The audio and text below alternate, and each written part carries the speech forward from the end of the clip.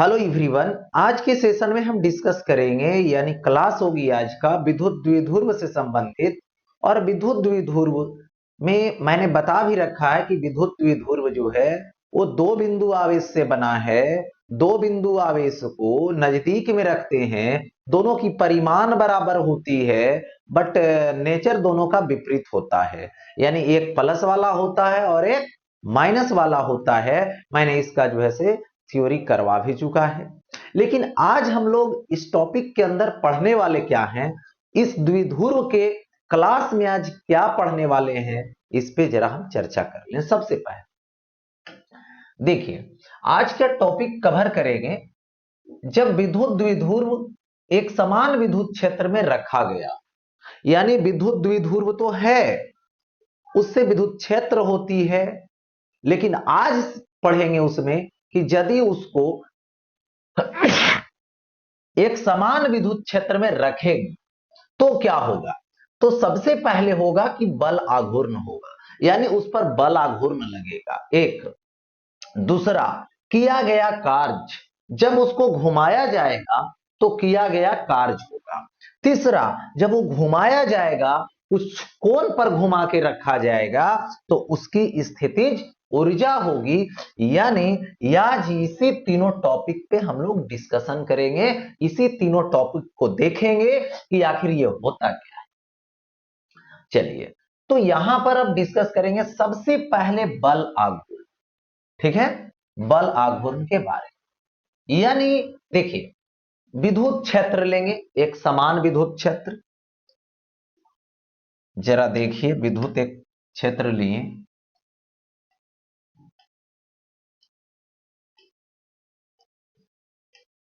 ये रहा एक समान विद्युत क्षेत्र जो कि क्या है, ई है। इसमें हमने क्या किया, दो बिंदु आवेश ले लिया, एक माइनस क्यू है और एक क्या है, प्लस क्यू है।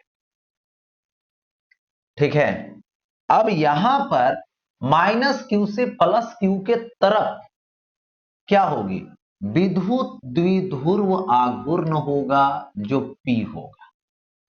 ठीक है, कितने एंगल पे होगा जरा इसको सोचिए, तो ये एंगल थीटा होगा। हो गया अभी।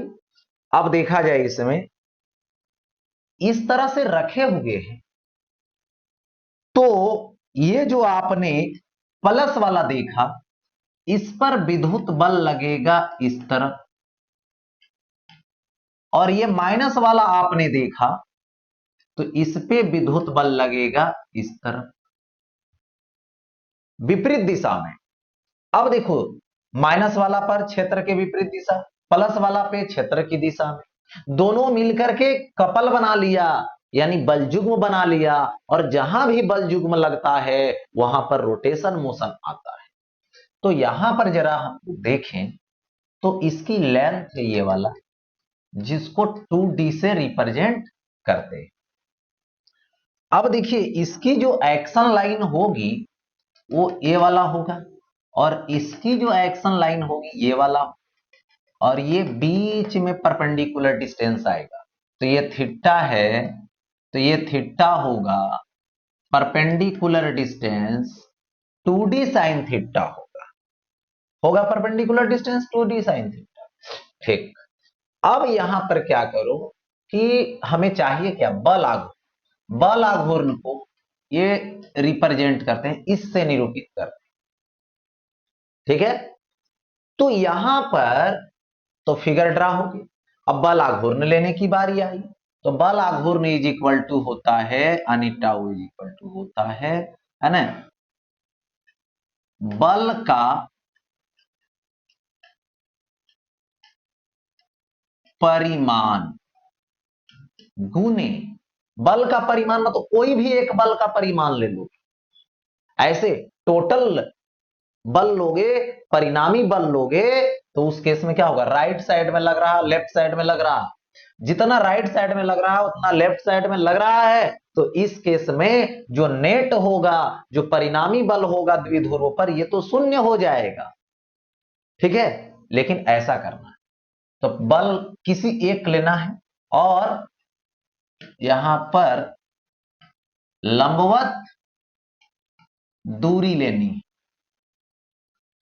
तो यहां पे बल आघूर्ण टाउ इज इक्वल टू बल का परिमाण कोई एक कर, तो एफ होगा, और लंबवत दूरी ले लो, तो लंबवत दूरी कितना आएगा 2d साइन थीटा। यहां से एफ इज इक्वल टू क्या आएगा क्यू ई आएगा। कोई भी एक बल लोगे, इस पर लोगे तो क्यू ई, या तो इस पर लोगे तो क्यू ई। देखो, तो टाउ एफ का मतलब क्यू ई इंटू क्या आएगा 2d साइन थीटा हो जाएगा। अब देखो ऐसा कर, टाउ क्यू 2d हो जाएगा ई साइन थीटा हो, क्यू इंटू 2d, तो क्या हो जाएगा ये, इसको विद्युत द्विध्रुव आघूर्ण बोलते हैं। तो ये होगा पीई साइन थीटा। हो गया ये। नहीं तो यहां पर लिख सकते हो torque is equal P cross E, tau is equal to P cross E हो जाएगा, यानी क्रॉस प्रोडक्ट है ये। अब देखिए यहां पे ये होगा इलेक्ट्रिक फील्ड ई, ये डाइपोल मोमेंट पी, ये एंगल थीटा, तो ऐसे घुमाएगा, ऐसे घुमाएगा, तो ये क्रॉस प्रोडक्ट हो। तो यहां पर इन चीजों को अभी डिस्कशन मैंने किया। अब देखो टाउ किस पर डिपेंड है, साइन थीटा पर डिपेंड है, यानी इसका यदि आप ग्राफ खींचना चाहते हैं तो ग्राफ इस तरीके से जाए, देखो ऐसे, ये हो गया थीटा वाला, यहां पर होगा पाई मतलब 180 डिग्री, यहां पर होगा 2 पाई यानी 360 डिग्री। इस तरीके से जाएगा साइन थीटा का ग्राफ, इसी को फॉलो करेगा टॉर्क। ठीक है, यानी बल आघूर्ण। अब इसमें हम लोग डिस्कस करेंगे स्पेशल केसेस, किसका स्पेशल केसेस क्या क्या होता है पी साइन थीटा को दिखाने के लिए। देखिए, तो अब आता है विशेष विशेष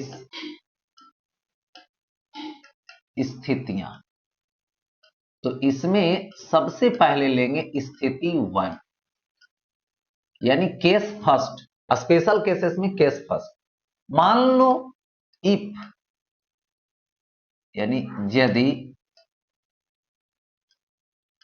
theta is equal to 0 degree, यानी कहने का मतलब हुआ कि जिस दिशा में विद्युत क्षेत्र है उसी दिशा में इसका विद्युत द्विध्रुव आघूर्ण, यानी यहां पर ऐसा लिख सकते हैं, ये क्या है विद्युत क्षेत्र है जी, और इसमें ये माइनस हो गया और ये प्लस हो गया।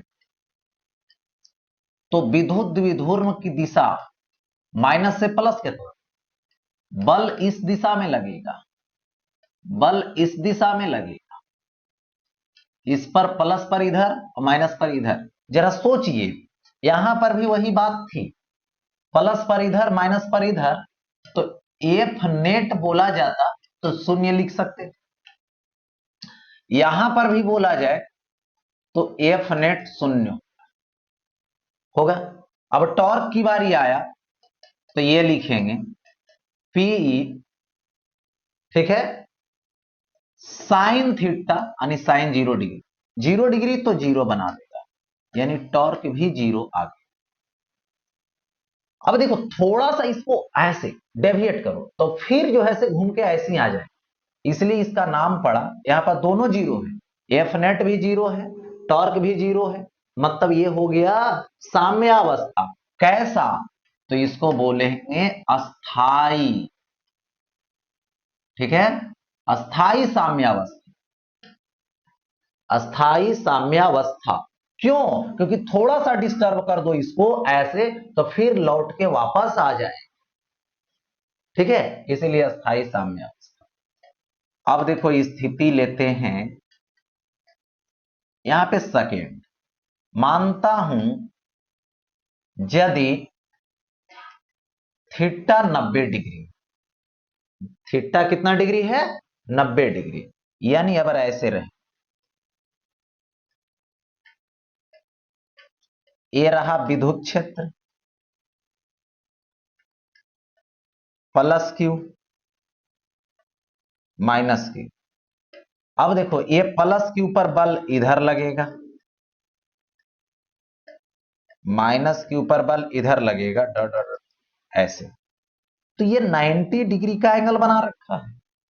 ठीक है, तो यहां पर फिर देखो, यदि आप एफ नेट लेते हैं तो एफ नेट तो शून्य हो, क्यों, क्योंकि जितना राइट साइड है उतना ही लेफ्ट साइड फोर्स है,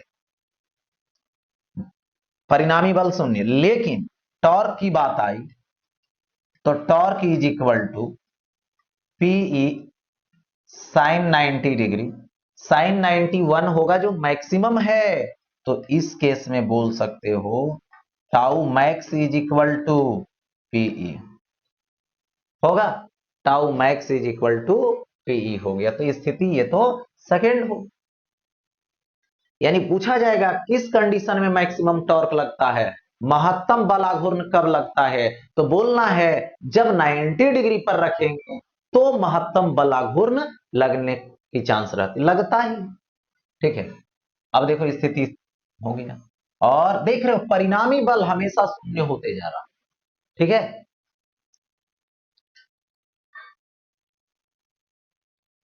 अब देखो स्थिति आएगा, स्थिति थर्ड, यदि थीटा बराबर 180 डिग्री, यानी थीटा क्या होगा, तो 180 डिग्री होगा। ठीक है, ये हो गया विद्युत क्षेत्र, इधर हो जाएगा प्लस क्यू, इधर हो गया माइनस क्यू। ठीक है, और यहां पर ये माइनस क्यू है, ये प्लस क्यू है, तो विद्युत द्विध्रुव आघूर्ण माइनस से प्लस के तरफ होगा, होगा ऐसा, इधर और इधर देखो 180 डिग्री पर हो गया, विद्युत बल निकालोगे तो इस पर माइनस पर विद्युत क्षेत्र के विपरीत दिशा में, प्लस पर विद्युत क्षेत्र की दिशा में, तो इस स्थिति में क्या होगा, अभी अभी एफ नेट निकाला है, तो एफ नेट क्या होगा, शून्य होगा, तो यहां पर एफ नेट शून्य होगी। अब देखो टॉर्क लो, तो ये क्या होगा, पीई साइन 180 डिग्री होगा ऐसा, और साइन 180 डिग्री तो जीरो होगा जी, तो टॉर्क फिर जीरो हो गया। लेकिन यहां पर दोनों जीरो है, मतलब इक्विलिब्रियम में है, साम्यावस्था में। बट कैसा साम्यावस्था, थोड़ा सा इसको ऐसे घुमा दो, तो प्लस वाला पर इधर फोर्स और माइनस वाला पर इधर फोर्स, तो इसको ऐसे घुमा देगा, यानी क्या हो जाएगा, लौट के वापस नहीं आएगा, लौट के वापस नहीं आता है, तो उसको बोला जाता है यहां पर क्या चीज, जो लौट के नहीं आवे उसको बोलते हैं यह अस्थाई, अभी है लेकिन यह अस्थाई है, जो वापस लौट के नहीं आएगा, है ना। लेकिन इसमें देखा था कि लौट के आ रहा था, इसलिए अस्थाई था। जैसे ऐसे ये है, छोड़ दो, रोटेट करा के वापस यहीं आएगा, लेकिन ऐसा कर्व है, ऐसा है, इस पर रख दो और डिस्टर्ब कर दो, नीचे गिर जाएगा, जो वापस नहीं जा सकता, तो वही है, वापस नहीं आएगा, थोड़ा सा डेविएट करोगे घूम जाएगा, तो इसको बोला गया अस्थाई। कैसा साम्यावस्था, तो अस्थाई, अनस्टेबल इक्विलिब्रियम हो गया ये।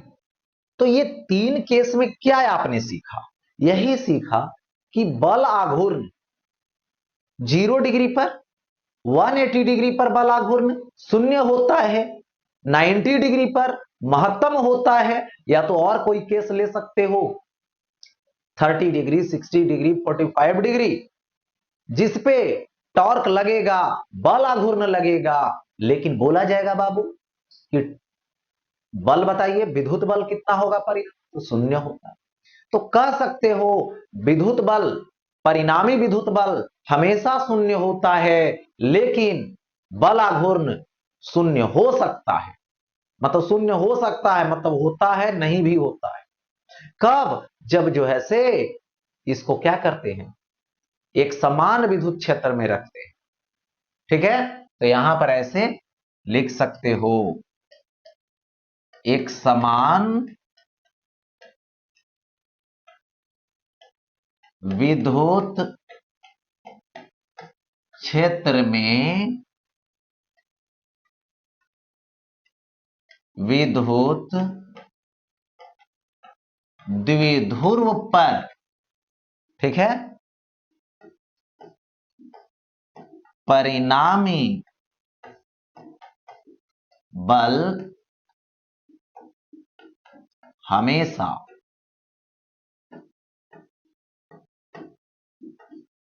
शून्य होता है, लेकिन बल आघूर्ण शून्य हो सकता है।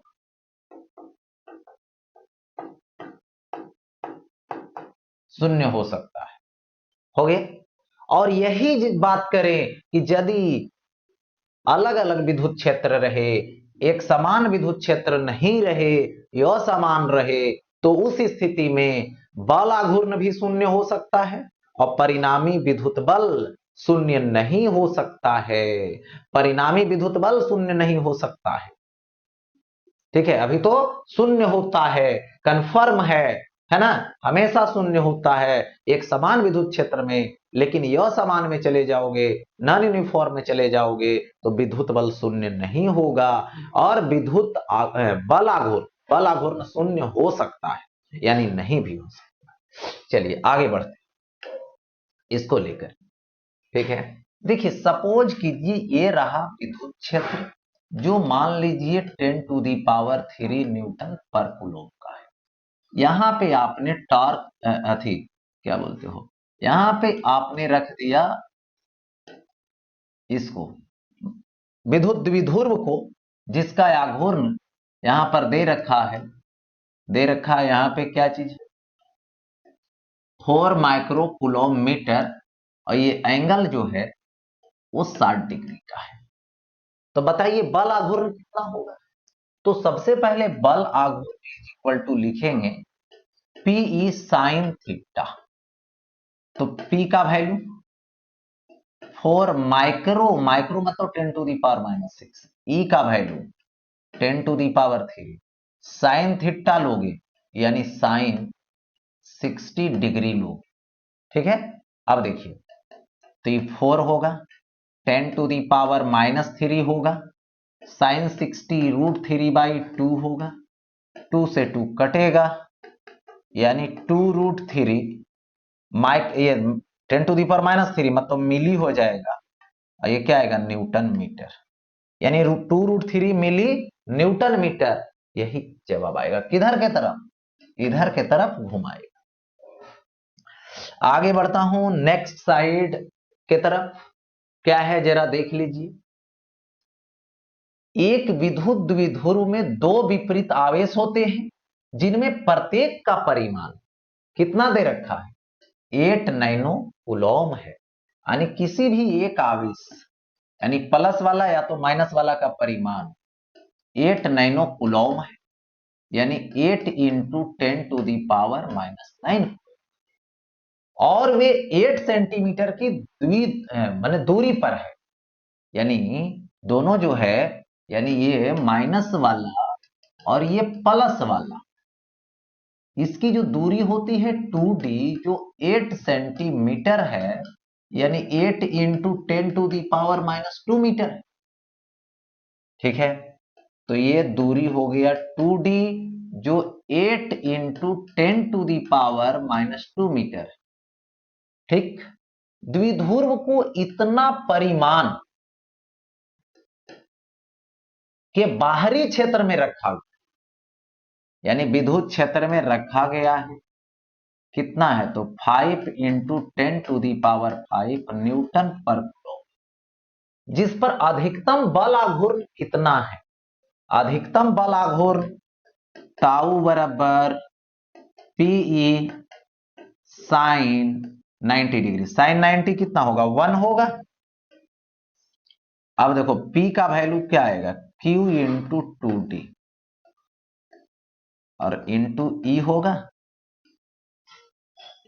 तो torque is equal to Q का वैल्यू कितना आएगा, 8 इंटू 10⁻⁹ 2D, देखिए 8 इंटू 10⁻⁻², 8 इंटू 10⁻⁻², और E का वैल्यू है 5 इंटू 10⁵ होगा। देखिए 64 आएगा, इंटू 5 आएगा, 10⁻⁻⁹ -2 11 होगा, 10⁵ होगा 20, इतना होगा। और ये कितना आएगा, 10⁻⁻6 न्यूटन मीटर, यानी 320 micro newton metre. That means solve, आ गया आंसर। ठीक है, नेक्स्ट देखिए। अब जब विद्युत द्विध्रुव एक समान विद्युत क्षेत्र में रखा गया हो तो किया गया कार्य बतलाने। ठीक, अब देखो सपोज कर लीजिए, मैंने अभी बताया था कि ये देखिए विद्युत द्विध्रुव रहा, और इस विद्युत द्विध्रुव को अभी अभी थीटा एंगल पे रखे हुए हैं, और जब रखे हुए हैं तो इस तरह से Pe, ये इधर टॉर्क लगा रहा है कौन, विद्युत क्षेत्र, तो एजेंट किधर लगाएगा, इस तरफ लगाएगा, टाउ एजेंट लगाएगा इधर के तरफ। कितना लगाएगा, जितना ही लगा रहा है, कम से कम तो उतना लगाना पड़ेगा। तो इस केस में टाउ एजेंट जो है, जितना विद्युत क्षेत्र लगाता है उतना कम से कम लगाना पड़ेगा उसको, या तो उससे थोड़ा ज्यादा लगाना पड़ेगा कि ये घुमा सके। ठीक है, तो P साइन थीटा हुआ। ठीक है, अब है यदि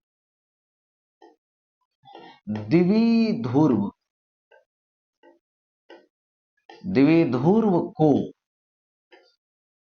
θ1 से θ2 तक घुमाया गया हो, यदि द्विध्रुव को θ1 से θ2 तक घुमाया गया, ठीक है, तो किया गया कार्य,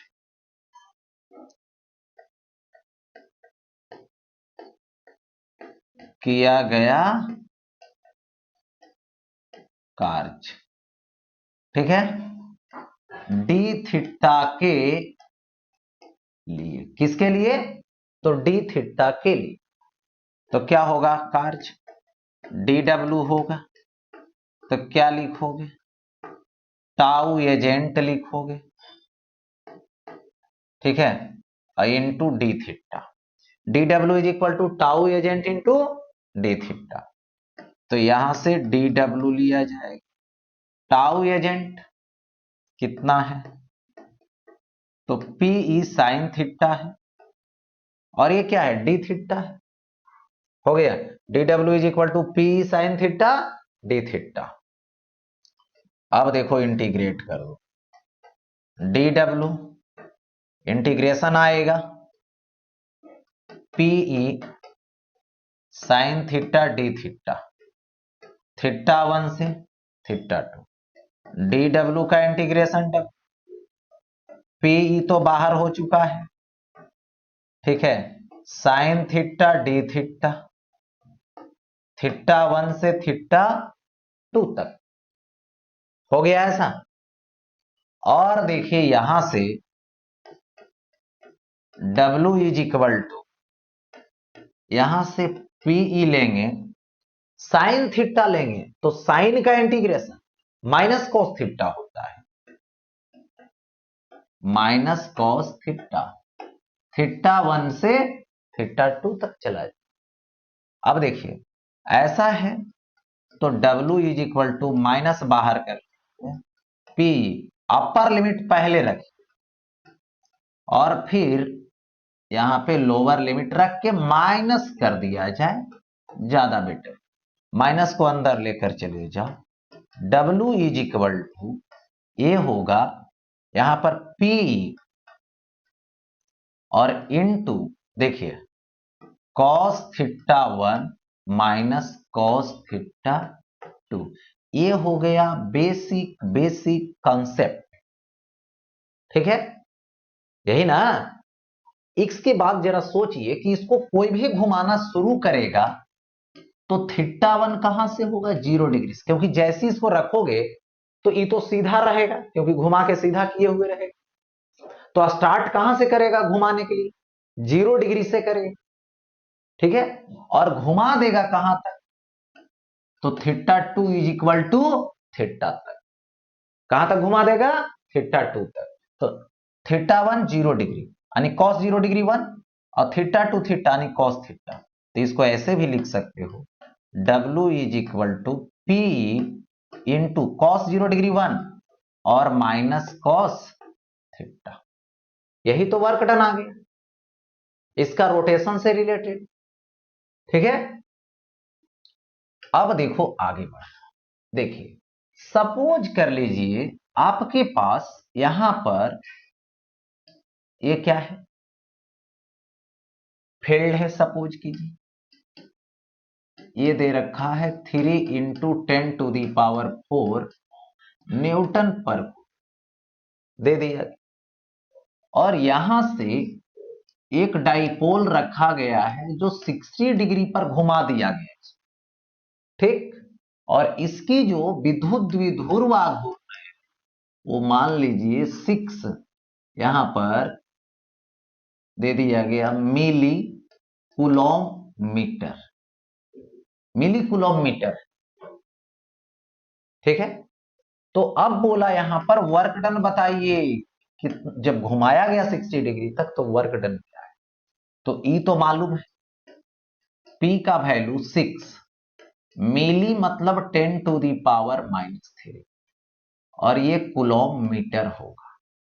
वर्क डन लेंगे तो W is equal to P E into 1 minus cos theta होगा। तो पीई होगा इंटू 1 माइनस कॉस 60 डिग्री होगा। पी का वैल्यू दे दीजिए तो ये कितना होगा, 6 होगा 10⁻⁻3। ई दे दीजिए तो ई का वैल्यू 3 इंटू 10⁴ 1 माइनस 1/2 होगा, यही ना। तो 1 माइनस 1/2 1/2 हो जाएगा। देखिए 6 इंटू 3 10⁴ माइनस 3 1 होगा, 1/2 होगा, 2 आएगा, 3 दूना 6 और ये 10 मल्टीप्लाई कीजिए तो 60 आ जाएगा, वर्क डन जूल आ जाएगा। हो गया। तो इस तरीके से इसको ऐसे सॉल्व कर दे। आगे बढ़, देखिए एक इतना नैनो कूलॉम मीटर आघूर्ण का एक द्विध्रुव को माध्य स्थिति से, माध्य स्थिति मतलब 0 डिग्री से 180 डिग्री के कोण तक घुमाया जाता है, ठीक है। तो इतना न्यूटन के क्षेत्र में क्या कार्य आवश्यक है, तो सबसे पहले आघूर्ण P हो गया 10 नैनो कूलॉम मीटर है, यानी 10 इंटू 10⁻⁻9 कूलॉम मीटर है, यानी 10⁻⁻8 कूलॉम मीटर है। उसका स्टार्टिक जो सिचुएशन है वो 0 डिग्री का है, फाइनल जो सिचुएशन है वो 180 डिग्री का है। किस में? विद्युत क्षेत्र में। तो E is equal to 10⁵ newton पर कूलॉम है। कार्य निकालिए तो W is equal to PE into cos θ1 minus cos θ2 हो गया। तो अब देखिए PE होगा cos θ1 यानी 0 degree, cos 0 degree minus cos θ2 यानी 180 डिग्री। तो W इज इक्वल टू क्या आएगा? PE आएगा, cos 0 तो 1 होगा, माइनस माइनस प्लस हो जाएगा, cos 180 degree minus 1 minus minus plus हो गया, तो ये आ जाएगा 2PE। तो 2P का वैल्यू दे दीजिए 10⁻⁻8 हो, -8, तो 2P हो गया। और यहां पर E का वैल्यू दीजिए तो 10⁵ हो, यही ना? ठीक, तो कितना आएगा? 2 इंटू 10⁻⁻3 जूल बचेगा, यानी क्या लिख सकते हो? 2 मिली जूल लिख सकते हो। सवाल सॉल्व हो गया। यानी सिंपल, जो गिवन वैल्यू रहेगा उसको लिखिए और फिर कौन से फॉर्मूला अप्लाई होगी उसको अप्लाई कर। आगे बढ़ता हूं, नेक्स्ट। अब देखिए, जब विद्युत द्विध्रुव एक समान विद्युत क्षेत्र में रखा गया हो तो उस केस में विद्युत स्थितिज ऊर्जा यानी उसकी स्थितिज ऊर्जा बतानी। ठीक है, तो एक बात बता दूं मैं कि ऊर्जा, स्थितिज ऊर्जा में जो परिवर्तन होता है वो होता है किया गया कार्य। कौन कार्य? जो एजेंट ने किया वो कार्य। देखिए, तो यहां पर सबसे पहले मैं बता दूं, ठीक है, स्थितिज ऊर्जा में परिवर्तन इज इक्वल टू, यहां लिखेंगे किया गया कार्य। हो गया। तो स्थितिज ऊर्जा में परिवर्तन डेल्टा यू, इसको लिखेंगे W एजेंट। हो गया। अब देखो ये क्या होगा? U final minus U initial, W agent होगा PE into cos θ1 minus cos θ2, cos θ1 minus cos θ2, यही होगा।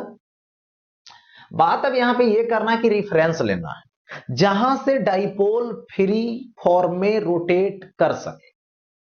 ठीक, जहां पर फ्री फॉर्म में रोटेट कर सकते वो रिफरेंस लेना है। तो फ्री फॉर्म में कहां से रोटेट कर सकता है? 90 डिग्री पर से आसानी से।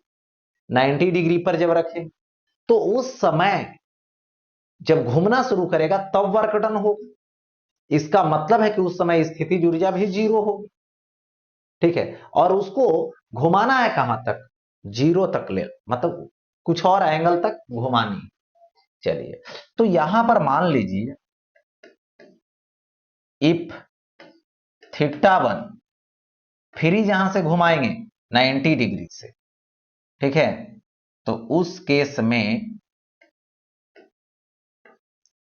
U इनिशियल 0 होगा उस समय 90 डिग्री पर। अब देखो θ2 थीटा ले लीजिए, उस समय फाइनल पोटेंशियल एनर्जी U होगा।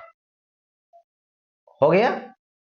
अब देखिए यहां से फाइनल लेंगे U minus 0 is equal to PE into cos θ1 90 degree minus cos θ2 यानी थीटा। तो कॉस 90 तो 0 होगी, खत्म, ये खत्म। तो so U is equal to minus PE cos theta होगा। यही पोटेंशियल एनर्जी आया। यानी यदि आप किसी भी विद्युत क्षेत्र में किसी विद्युत द्विध्रुव को लाकर थीटा एंगल तक घुमा देते हैं, थीटा एंगल पे घुमा के रख देते हैं, तो उसमें स्थितिज ऊर्जा जो होगी वो माइनस पीई कॉस थीटा हो। अब देखिए इसको ऐसे लिख सकते हो, that is U is equal to minus P dot E, dot product होता है। देखिए डाइपोल मोमेंट विद्युत द्विध्रुव आघूर्ण सदिश है, विद्युत क्षेत्र सदिश है, सदिश है, लेकिन थीटा एंगल पर है तो थीटा एंगल पे तो कॉस लगेगा, तो कॉस लग रहा है तो डॉट प्रोडक्ट में जाएगा। तो ये डॉट प्रोडक्ट से संबंधित। अब आगे देखो मैं डिस्कस करूं नेक्स्ट। यहां पर सपोज कर लीजिए कि ये रहा विद्युत क्षेत्र जो 4 इंटू 10⁻² न्यूटन पर कूलम का है, और यहां पर एक विद्युत द्विध्रुव आघूर्ण जो यहां पर सपोज कर लीजिए 60 डिग्री पर है, और इसकी जो वैल्यू है 4 माइक्रो कूलम मीटर है। अब इसकी स्थिति ऊर्जा बताइए, तो व्हाट तका होगा।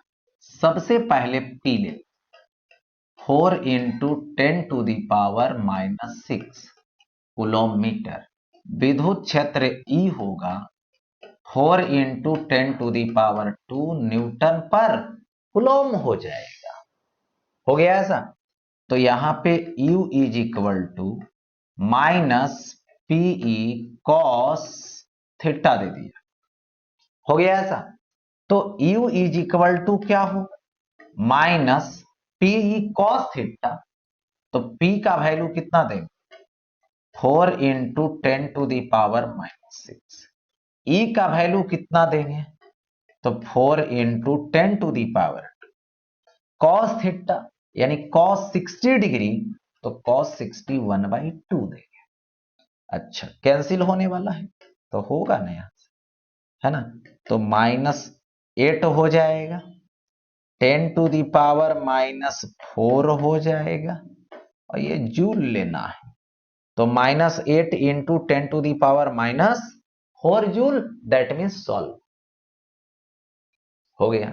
आगे देखो बढ़ता हूं नेक्स्ट। देखिए 2 इंटू 10⁻⁻15 कूलम मीटर आघूर्ण का एक विद्युत द्विध्रुव, क्या है, विद्युत द्विध्रुव है। तो P बराबर 2 इंटू 10⁻⁻15 कूलम मीटर है। अपनी माध्य स्थिति से, अपनी माध्य स्थिति जैसी बोला तो θ1 लीजिए, कितना डिग्री पर जाएगा माध्य स्थिति, तो 0 डिग्री से θ2 60 डिग्री के कोण पर घूमता है। द्विध्रुव की स्थितिज ऊर्जा में वृद्धि की गणना करें। विद्युत स्थितिज ऊर्जा की वृद्धि में माने स्थितिज ऊर्जा में कितना वृद्धि हुआ ये निकाल। E का वैल्यू दे रखा है, E इज इक्वल टू क्या है, 10⁶ वोल्ट पर मीटर। तो सबसे पहले U1 ले लीजिए।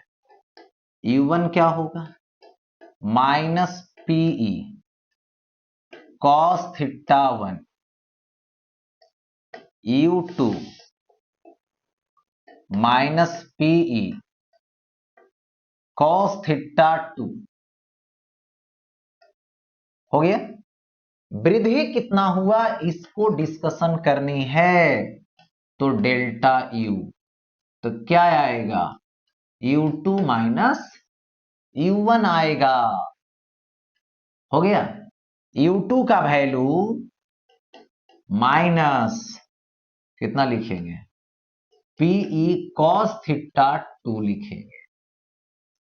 U1 माइनस है, माइनस कर रहे हैं तो प्लस हो जाएगा, पीई कॉस θ1। देखिए पीई को बाहर कर लीजिए तो cos θ1 माइनस cos θ2 होगा कि नहीं, सबकी वैल्यू पुट करनी चाहिए। P का वैल्यू है 2 इंटू 10⁻⁻15 रखिए। E का वैल्यू है 10⁻6, इसको भी रखिए। cos θ1 0 degree, cos 0 1 minus cos θ2 60 degree, cos 60 degree 1/2 होता है। तो देखिए 2 इंटू 10⁻⁻9 होगा इंटू, और यहां से 1 माइनस 1/2 यानी 1/2, 2 कैंसिल, यानी 1 इंटू 10⁻⁻9 जूल होगा, यानी लिख सकते हैं 1 नैनो जूल। यही स्थितिज ऊर्जा में वृद्धि हुआ है। हो गया, तो ये हो गया स्थितिज ऊर्जा में वृद्धि की बात। अब आगे बढ़े नेक्स्ट, ठीक है। तो यहां पर नेक्स्ट में क्या है सो देखिए, इतना न्यूटन पर कूलम है विद्युत क्षेत्र है। विद्युत क्षेत्र के साथ 30 डिग्री का कोण बनाने वाले इतना परिमाण के विद्युत ध्रुव आघूर्ण की स्थितिज ऊर्जा क्या है? तो फिर वही बात, यहां पर विद्युत क्षेत्र दे रखा है 8 इंटू 10⁻10 न्यूटन पर कूलम वाला है। 30 डिग्री का कोण बना रखा है, रखते जाइए। परिमाण कितना है विद्युत द्विध्रुव आघूर्ण का, ये देख लीजिए 3 इंटू 10⁻⁻8 है, इतना कूलम मीटर है। परिमाण के विद्युत द्विध्रुव आघूर्ण की स्थितिज ऊर्जा क्या है? मतलब एक विद्युत क्षेत्र में एक विद्युत द्विध्रुव को 30 डिग्री के कोण पे रखा गया है, तो उसकी स्थितिज ऊर्जा की गणना करें, उसकी स्थितिज ऊर्जा को निकालने का काम करें। तो प्रयास कैसे करोगे? सबसे पहले गिवन वैल्यू को मैंने लिखा, उसके बाद जो निकालना है उसकी फॉर्मूला को अप्लाई कर दूंगा। तो यहां से U इज इक्वल टू हुआ ना बात व्हाट, ये मालूम ही नहीं है, तो U is equal to minus P cos theta, इसी को बुलाएंगे, यही बेसिक कंसेप्ट है उसका। तो माइनस पी लोगे तो P का वैल्यू 3 इंटू 10⁻⁻8, E का वैल्यू लोगे तो 8 इंटू 10⁻10 होगा, और ये जूल में जाएगा।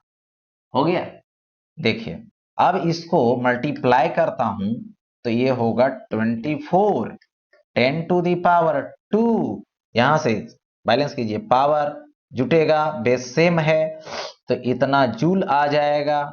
तो इसको लिखिएगा -2400 जूल। यही तो हुआ स्थिति ऊर्जा, ठीक है। तो ये आज की क्लास जो थी बल आघूर्ण, किया गया कार्य, विद्युत स्थितिज ऊर्जा, इसकी स्टोरी यहीं तक समाप्त होती है। फिर मिलेंगे नेक्स्ट टॉपिक के साथ, ठीक है। आपका क्लास रेगुलर वे में MWF यानी मंडे, वेडनेसडे और फ्राइडे को चलता रहेगा। इस तरीके से चलते रहेंगे कि आपका सिलेबस टाइम पे खत्म हो जाए।